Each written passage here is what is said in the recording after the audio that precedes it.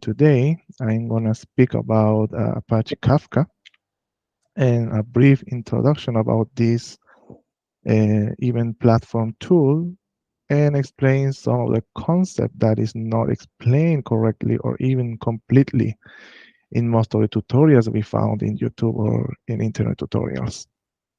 So today's agenda will be divided in five sections. The first part will be, of course, initially the motivation. We have to mention a few reasons why Kafka is so hyped, right, in terms of microservice system architecture. And we are going to see what is Apache Kafka in three subsections. The first part will be about defining some concepts, components. The second part will be about how Kafka manages the messages internally. And the third part will be about the communications of the components that Kafka manages.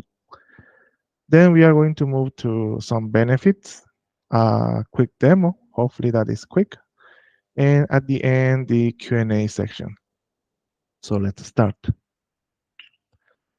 So one of the motivations today for building application in microservice fashion is that real-time event streaming platform is very trended as of today. For example, when you, as a subscriber of a channel in YouTube, for example, you want to provide your feedback about your feeling, usually we click on likes, for example. And you don't expect that information transmitted from your end to the broadcaster gonna be stored in a database first and then be retrieved again to show in the screen of the broadcaster. That will incur in high overload of the system, of course. This is not the way to design, of course, a system when the main purpose is the quickly on live interactions. And also for social media, when you create a post and someone is going to click on like, and you almost instantaneously receive the feedback about the reader's reaction. And in the moment the message is transmitted, I'm meaning with message when you click on a like, for example, that is not being stored and you are not going to incur in database lag, for example. Most of the times we buy some things from, for example, Amazon or Alibaba website, and you are going to add items in your shopping carts and you want to order. So that kind of operation is very quick. You don't even feel if that is almost instantaneously done because you don't you are not incurring at a lag due to for processing that information about when it's stored, when it's removed, for example, from your cart.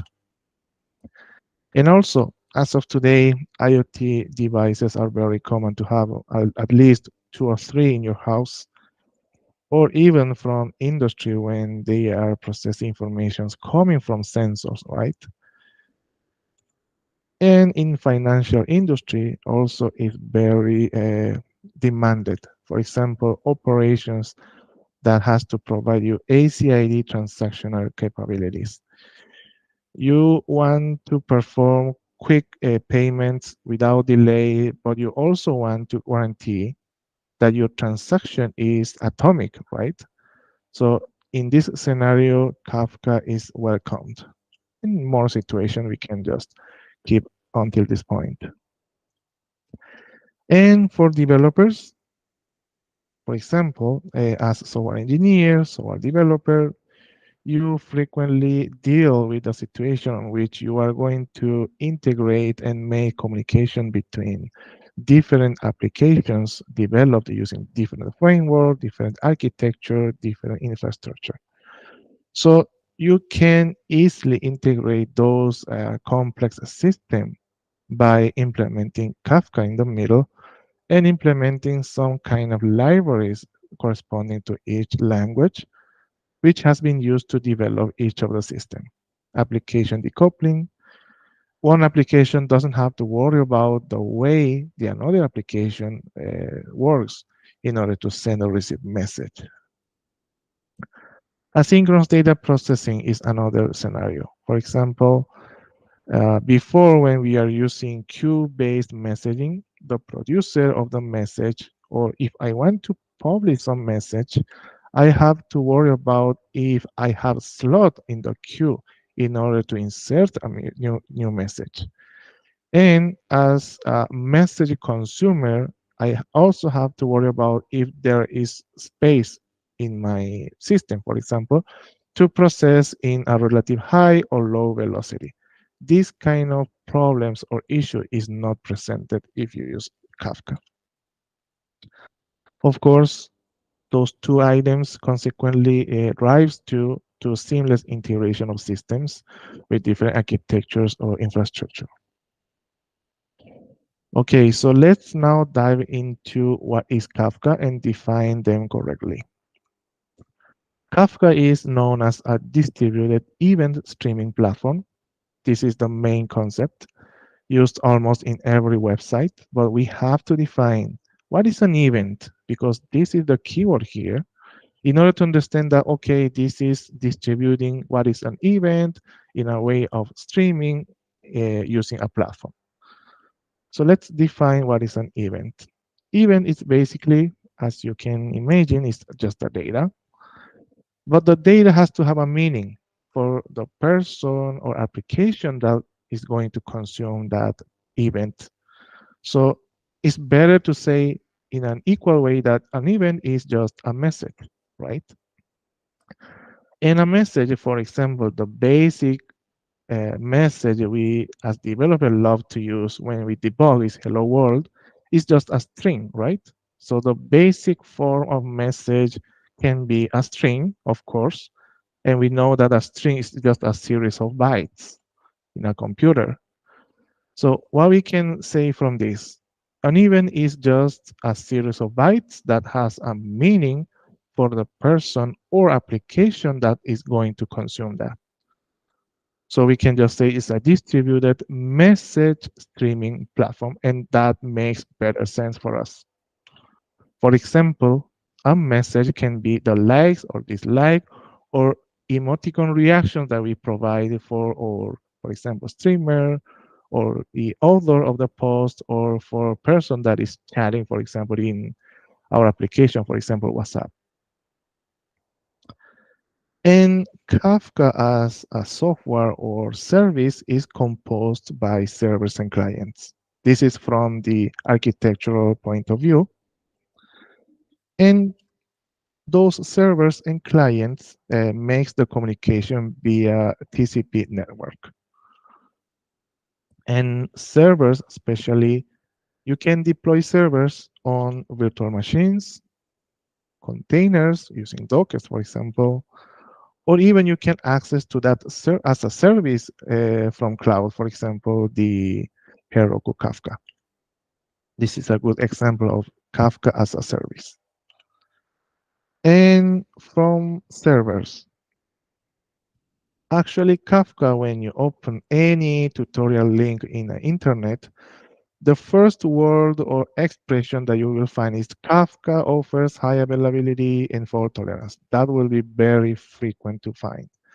And that is because actually Kafka offers that characteristic and features by allowing you to deploy multiple servers. So at the end, a cluster of servers. And even more, you can deploy your servers, which is basically services that can expand the multiple data centers and also regions.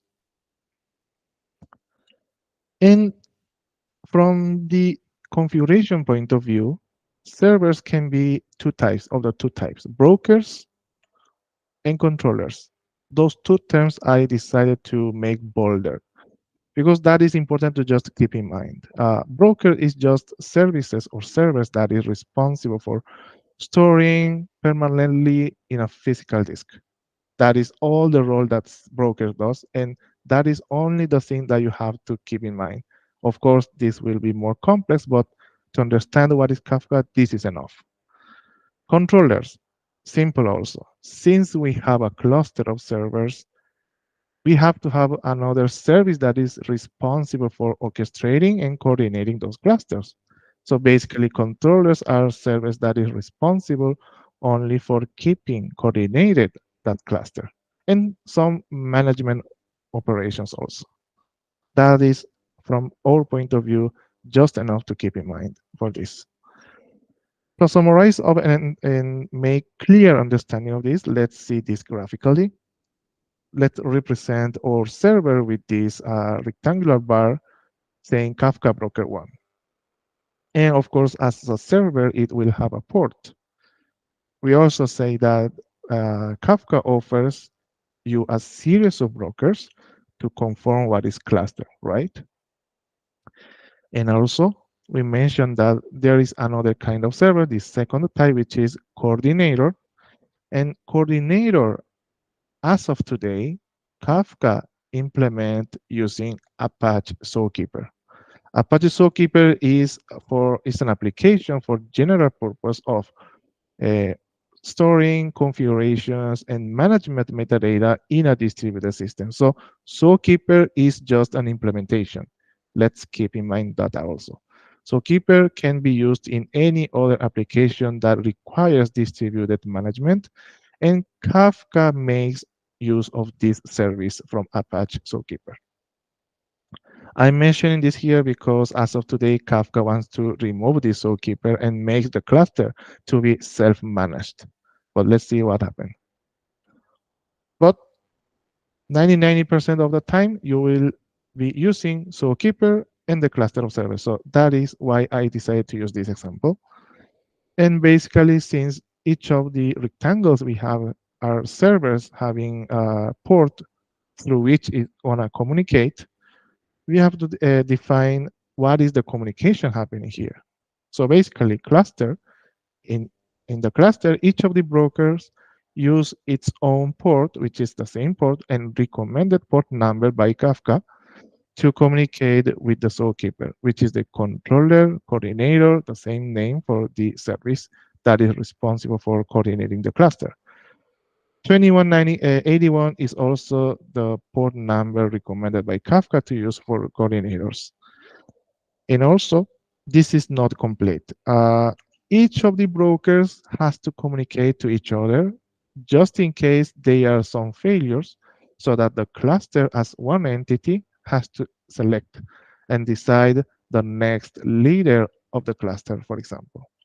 So those ports that is designed here is very important to keep in mind. Those ports are used by communicating cluster and zookeeper and also between and among the brokers. Uh, I decided to add this image from the source in order to figure out you that in a real user case, you will have this kind of scenario. At the below, we have the list of the brokers, which was the green rectangle in the previous slide, and one active controller representing my zookeeper, for example. But actually, you will have most of the times standby controllers also.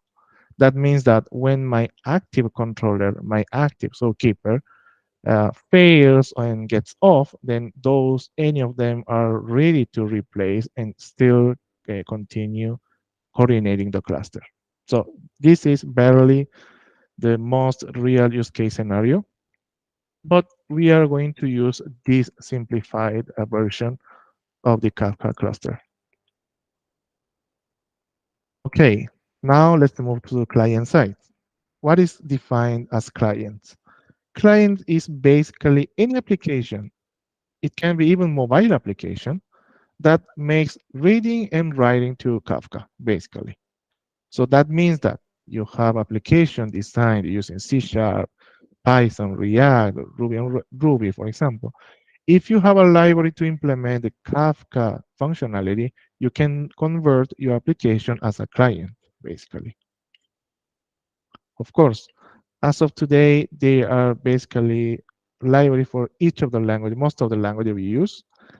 But also, there is interesting to know that actually Kafka is also served as RESTful interface, just in case you cannot modify your base code, but you want to make use of the Kafka service as a RESTful interface. And actually, as of today, Confluent company offers that service as REST proxy for Kafka. And as for servers, clients can be of the two types. Producers, when the client is sending message to Kafka, and consumers, of course, if client makes use of the Kafka to read message from Kafka. Basically, that is all the thing that we have to keep in mind. The another important thing that in the internet is not explained correctly or even precisely is that when clients make communication with the Kafka cluster, that happens always in two steps. The first step is initial conversation through a broker list, and the second step is known as advertised listener communication. We are going to see this deeply in the next slide, but let's again keep in mind this set of bolded words because this is worth noting here. Let's summarize up this part one to keep fresh the mind, saying that is Kafka is a distributed event streaming platform. It consists of servers and clients. Servers can be brokers when it's responsible for storing and keeping in a persistent way messages that come to Kafka, and coordinators or controllers that servers that is responsible for coordinating those brokers, basically the cluster. Clients can be producers if send message to Kafka, consumers if receives message from Kafka. That is all the key words here for this part one. The part two will be about, okay, we have servers, clients sending and receiving message. We are going to speak about what is a message, how message is stored and managed in Kafka. So the question here is how the message is handled by Kafka. When you send a message to Kafka, that message is stored physically in a server disk. That disk can rise up from 1 TB, 2 TB, petabytes, whatever, but actually it's a physical file. But that physical file or physical structure has a specific structure, right? So that is called topics. And topics is ordered log of events. What I mean with log, you cannot insert randomly or save randomly message into topic. All the message coming to Kafka is only appended at the end of the file, or in this case, the topics. As is like any logs you see, always is getting appended at the end of the file. So again, it's important to keep in mind event messages are appended at the end of the topic. You cannot insert, delete randomly messages inside of topic. And messages are not deleted by default, but of course, there is no sense to keep the message for forever, right? So messages are deleted only after a certain amount of time you configure initially when you create a topic. But before that, even though you already read the message will be there. That is how Kafka offers you the ACID properties, right? You can, for example, have a message indicating how many transactions happen from your initial balance of your credit card, and you can recover that after any failure of the servers. To understand what is topic, we can compare topics with folders in our PC, for example, so that events or messages are like files inside of that topic or inside of that folder. But the additional characteristic of a topic is that topics are partitioned and also replicated. I decided again to bold this word, two words, because this is very important here. Because partitioning and replicating is the mechanism Kafka used to provide you high availability and fault tolerance. So in the internet, they only say those two words, but they don't explain how that characteristic is implemented. So let's finish speaking technically here, and let's go to the graphical part. Reviewing again, topic is like folders in our file system. We say that topic has partition, right? And the question here is when I create those partitions, of course, at the moment of topic creation. And in this moment, topic is ready to save message. And now we have to see how when you send, for example, hello world to Kafka, that message is converted. Actually, Kafka, when you send just one byte of message, it gets converted into a key value pair data, like a dictionary in any language. And actually, the key is just a string, right? And the value is actually your message payload. And the next question for us is, okay, why a message is always converted in key value pair? The reason is here. The key is used to decide in which partition the message will be stored. And we have a C scenario. Message key is used when the producer use a random key, for example, system time, to decide in which partition the message will be stored. Kafka makes some kind of calculation using hash method of function, whose implementation and detail is not inside of our scope. So let's just consider that the key in some way is deciding in which partition that message will be stored. If producer doesn't specify any key, then the message will be stored in a round robin fashion. So the first time it comes without key, it will be decided randomly to be stored in orange partition, for example. The next time the message with null key comes, then will be stored in sky partition, round robin fashion. And the third scenario is when producer specifies all the time the same key. And the reason is described in the next slide. We are going to just skip the round robin distribution because this is very easy to understand. And let's focus on the first scenario and the third scenario. The first scenario, producer specifies a key, but in random way, so that after applying some kind of calculation, Kafka determines that the message will be stored in orange partition like this. Perfect. A second message comes to Kafka. The key is used to calculate something like hash, then determine that it should be stored in blue partition. Perfect. This is great. But what happened in the third scenario when producers specify always the same key?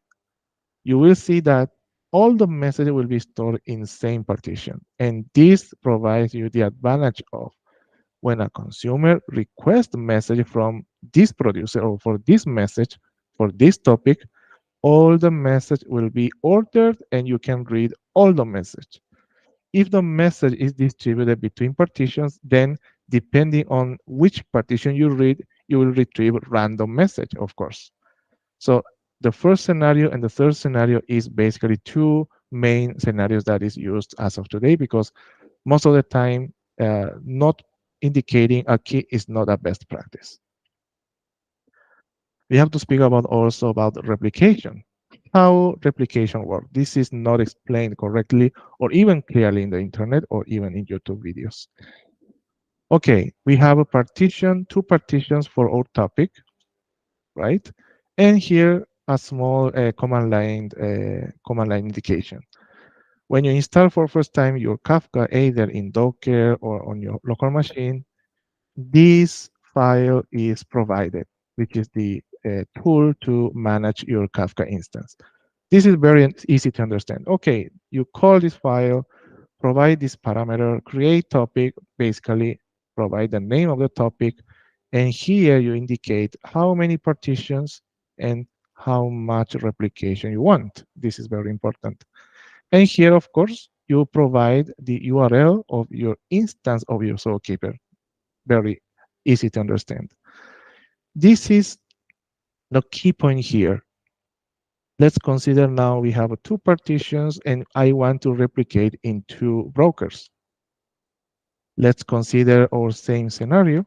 We have this cluster of three brokers, three servers basically, and I have two partitions. I want to distribute in replication of two as factor.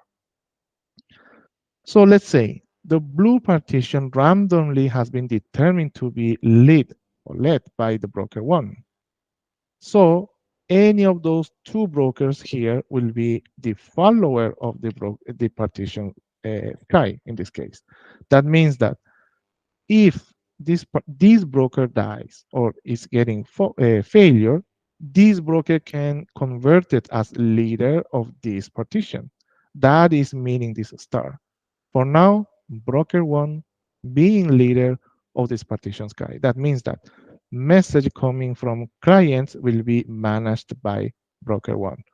And as soon as a new message is stored in this partition, a copy is made in this partition. This is done by broker two. Broker two, as follower of the partition sky, cannot receive request to write message into that partition. Let's move on for a second partition. Randomly, Kafka determined that broker 2 should be the leader of the partition orange. And of course, broker 3 decided to be the follower of the partition orange. Of course, some person may ask, why not broker 1? And that is a good question. You can assign manually the broker 1 to be the follower of the orange, but if you let Kafka to make the configuration automatically, is intelligent enough to decide to select 3 in order to distribute evenly the load between those servers. So that's why this is the configuration that most of the time Kafka will try if you use that configuration. Now let's move forward to replication factor 3 to see what happens. Let's keep the same scenario. Randomly, Kafka decided broker 1 to be the leader of the sky. So the rest of two of them will be follower of a partition sky. Then the broker 2, let's say that randomly has been decided to be leader of the partition orange. So the broker 1 and broker 2, 3 will be follower of the partition orange. Here the question is, for this scenario, the question is how many brokers or servers I can destroy physically and still be able to serve client requests.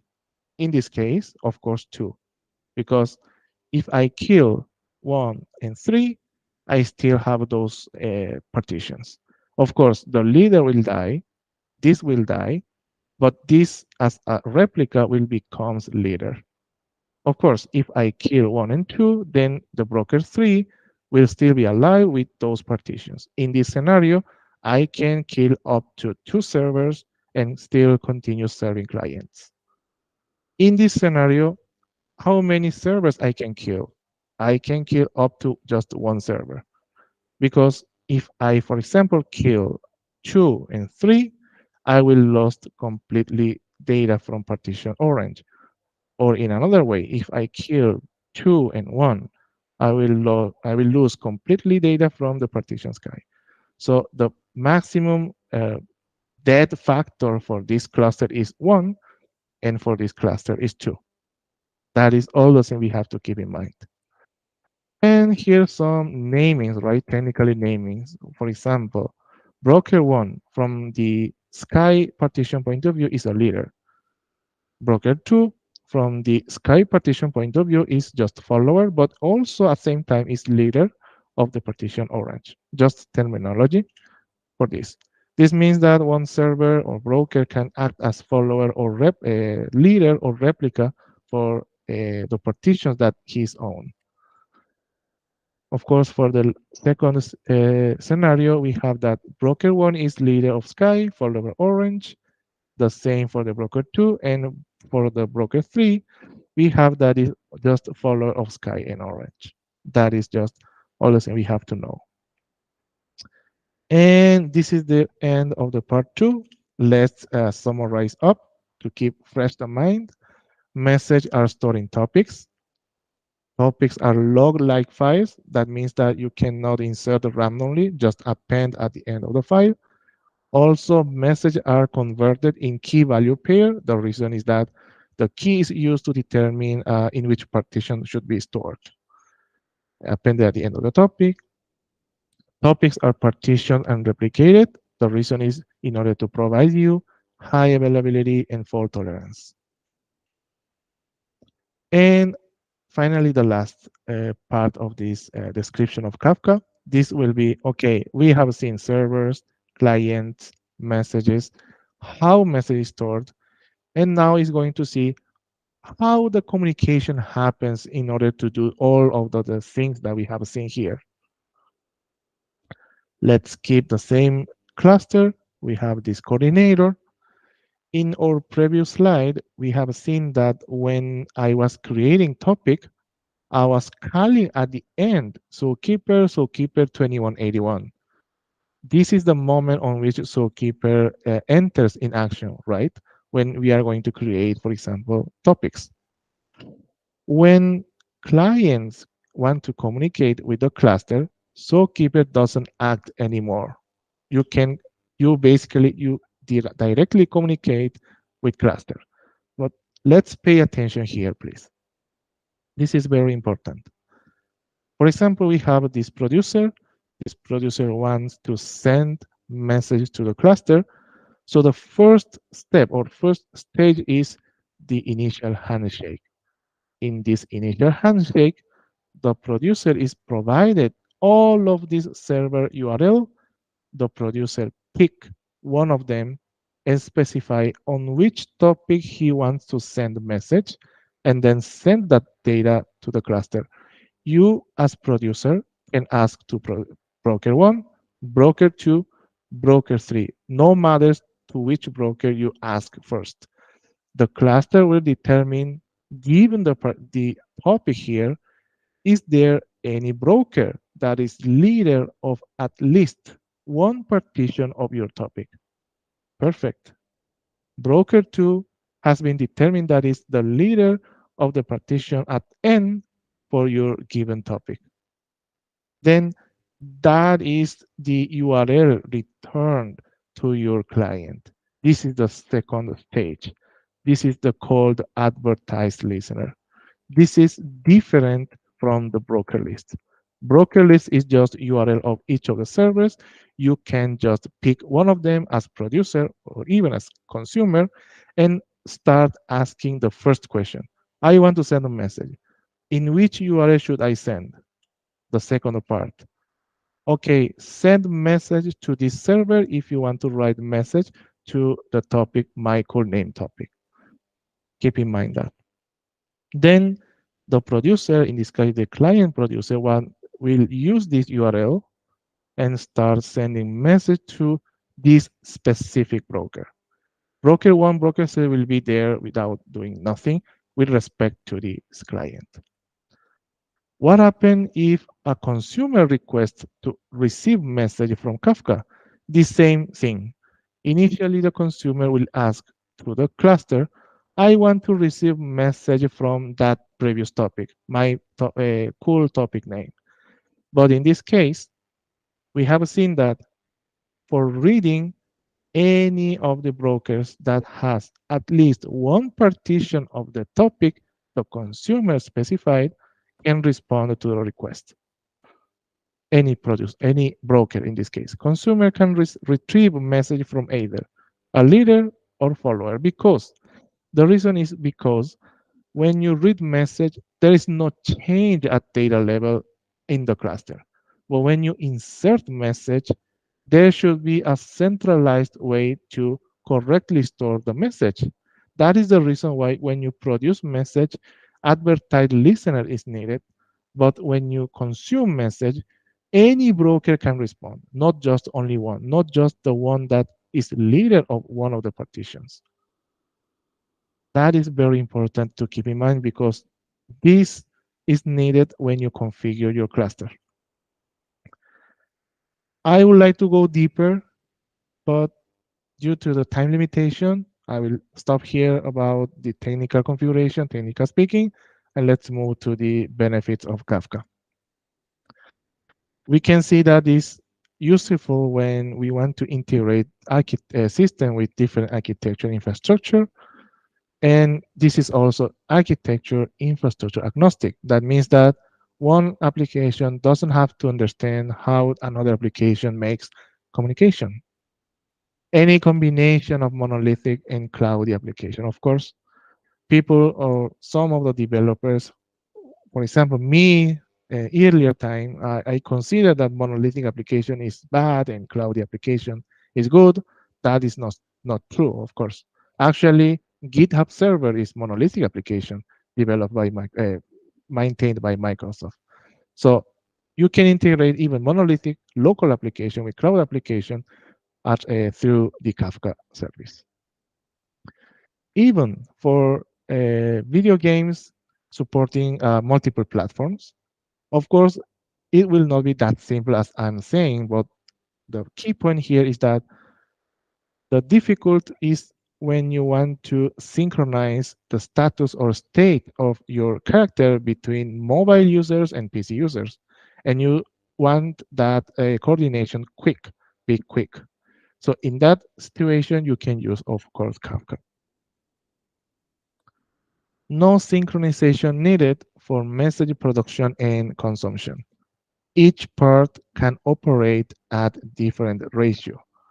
That means that, for example, as producer, or if your producer produce too much message in short time, that's okay. Kafka will be able to just collect and store uh, in the file system, and consumer can anytime becomes on and start reading its own.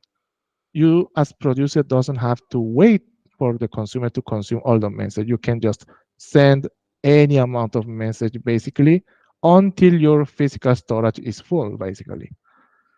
And also network latency doesn't affect to the communication. You can have a mobile application in 2G network making consumption of the message, and full server productor producing message to Kafka. There is no uh, there is no efficiency drawback for that. Of course, again, fault tolerance and high availability and ACID capabilities is basically the benefit of Kafka. And message production decoupled from message post-processing task.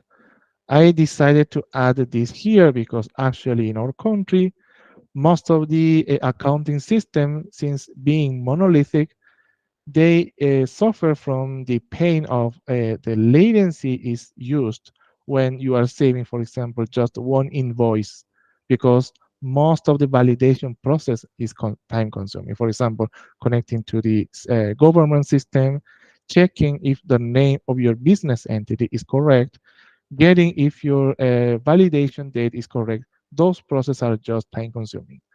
So the good implementation of Kafka, for example, in my country, should be design invoice management and accounting system application using Kafka.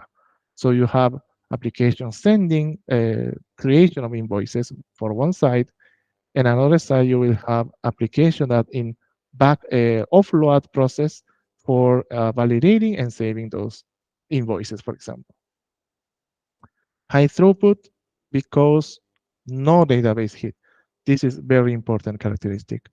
When you want application that react fast, then the first thing you have to get rid of from is database, because database is always offered as a service. When we mean service, we mean database as an application in the internet through a URL. So you are using the bandwidth of your database and also bandwidth of your internet. But when you use Kafka, you only use the bandwidth of the network, not database lag, read-write lag, for example, so that your system offers you high responsiveness for the users. So basically, that is all the thing I want to share today with you. And now we are going to move to demo. But before, I want to explain how I architectured my application and what will be the demo for today. Basically, I designed my invoice application using Django framework, deployed on my local PC, which is the current PC I'm using for this workshop. And inside of my local PC, I deployed a Docker network. inside of which I deployed three uh, containers for each of the brokers and just one zookeeper instance. But this is the most common scenario you can even find in YouTube videos, right? This is okay, distributed, but still local machine. So I added one layer of complexity to this, deploying the same cluster in my another server in my house, in my second computer. And I just want to show you when I, for example, stop this server or disconnect from this server, the application, which is designed using Django, will automatically connect to the cluster running in my second PC. Basically, this is the scenario. I'm going to stop my presentation momentaneously, and I'm going to share my entire screen because that is the way I'm going to show this. Okay. I have three windows here. The first window is my Django application. My second window is my consumer designed using Python code with the library. And my third window is my local Kafka instance. So first, let's see that I have no volumes, no containers here. And I'm going to deploy first my Kafka instance. See, of Kafka. I decided to display here name of your my local machine as a name. Uh, Quick question: can you see the screen with the letters correctly, or is just too small? Carlos, should I increase the zoom Yes, of the yes, UI? it's okay. It's okay. Ah, okay, perfect. Thank you. Okay, let's see here. I have my zookeeper, my three brokers running in my current local machine. Still bootstrapping. And now I'm going to on my server, my application designed in Django.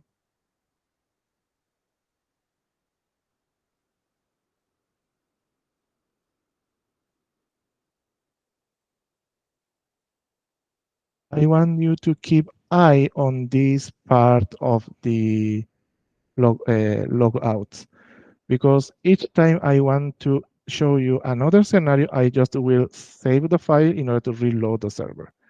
So actually, the application is connected to my local machine. That means that it's connected to my local Kafka. Now I have to create the topic, right? Let's see, since we created just right now, there will be no topics. Let's create a topic. For this creation, I would like you to just put attention on this part of the code because this is completely about Docker stuff. You don't have to worry about this, just this one. This is the similar command we have used during the explanation for creating a topic. So basically, I decided to use this name, partition 2, replication factor 3, so keeper 1. Let's see,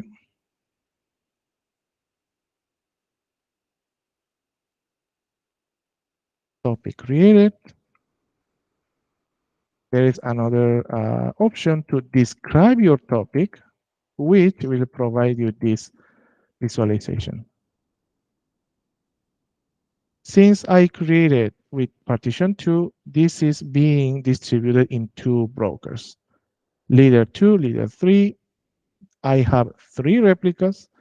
And this is another important part. In sync replica, this means. Replicas mean that you already copied in two additional brokers, but in sync replica means that, okay, how many brokers are in sync with the leader? In this case, because we created just right now, is all the brokers are sync in with the leader. And I just want to show you some funny stuff here. Let's say that the partition 0 is led by the lead, broker 102 and the partition 1 is led by 103. What happens if I suddenly stop? I'm just destroying the server physically, and let's see what happened with the cluster. Let's again describe this topic. You can see that cluster is already rebalanced and decided to assign leader 102 as the leader of the partition 01. Randomly, Kafka picks based on how workload is put on each of the servers. If none of the servers is working, then Kafka just pick randomly and just assign this. Now let's on again, and now let's just kill the number 2 and see. Hopefully, I just want to show you how Kafka can also distribute among these different servers. Hopefully, that randomness makes that distribution correctly. Yes, we see here. Now, initially, 2 and 3 was leader of the partition. Now this is 101, 103. So let's keep as it. Now I'm just re-owning the Kafka 2. And I just want to go here to my Django application. I just restart just in case it has lost the connection. One more time, this is connecting to my server, but I just want to show in the next time. After this, let's keep reloading. Perfect. Now, before interacting with my application here, I will own my consumer, which is completely designed from the scratch using the Kafka library, which is Kafka. Kafka. You can find that library in the internet.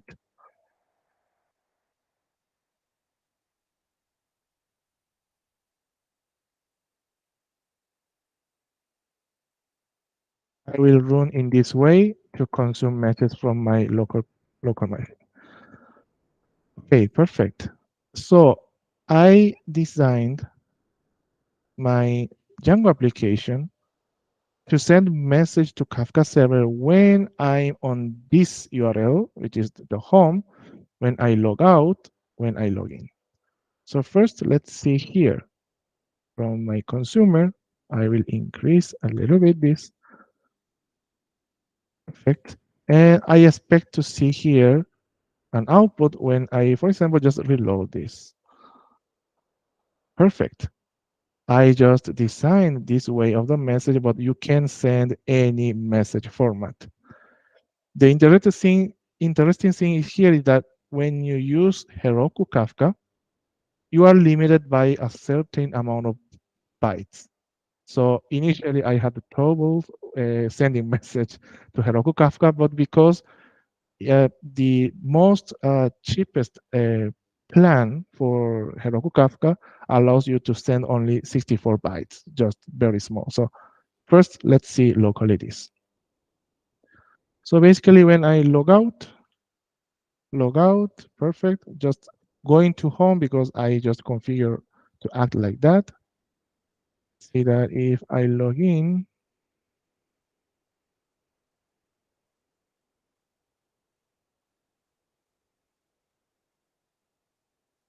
and then redirected home. So for the demo purpose, I just decide to design this. But of course, in the real scenario, you should implement for notification for some specific action that you want to track through Kafka.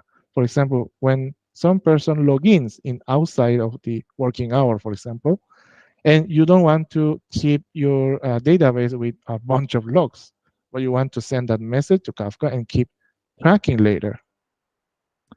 Now, as a last demo, what happened if I lost connection with my local instance and I just connect to my, when my application lose connection with the local Docker Kafka, it automatically will try to connect with my Kafka deployed in my second PC. So that is simulated just reloading the server and making here the connection. So now I'm going to open a window through which I'm just broadcasting my server. For clarity, this is my PC having its own IP in this configuration. Just to keep clear, this is just a 6th gen CPU, and my server is, I just used my wrong keyboard. This is my second PC. This is just, I don't know which version of the processor is, but it's just from Intel. But yeah, this is my second PC on which I'm gonna run the same thing here. Let me run the server.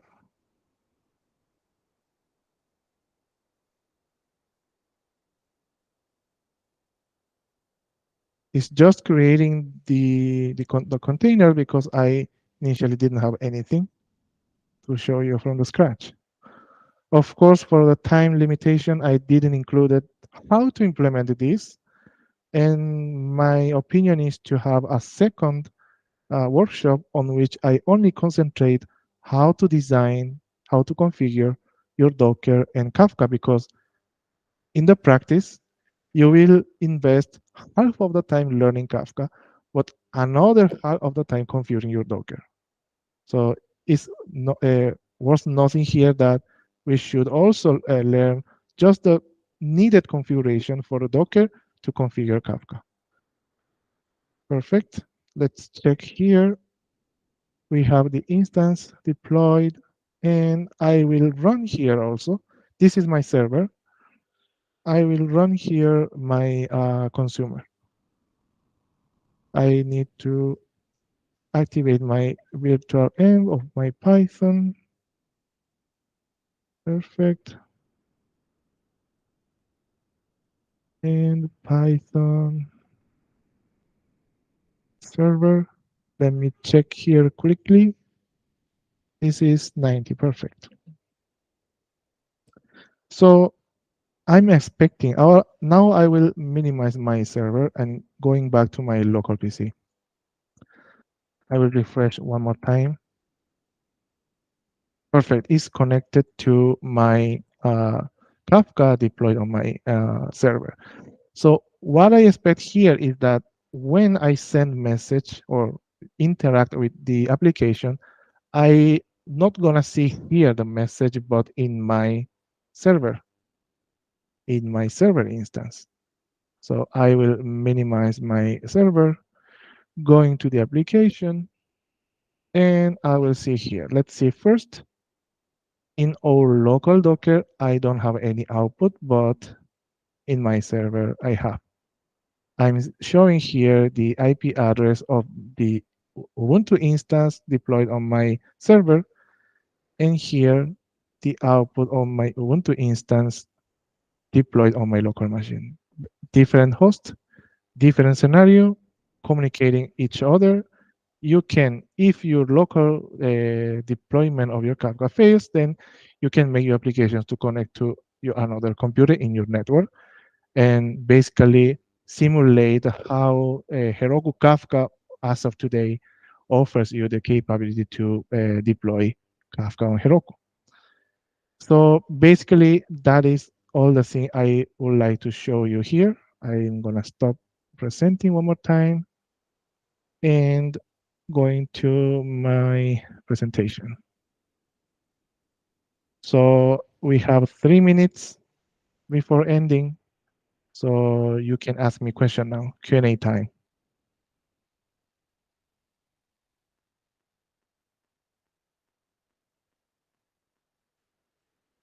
Does someone have any question?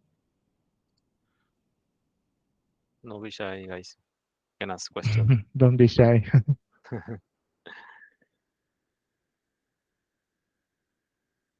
have the Okay, if you don't opportunity now have any to. question, yeah, we can end this session. Thank you guys for joining. Thank you, I'm gonna stop this Daniel, recording.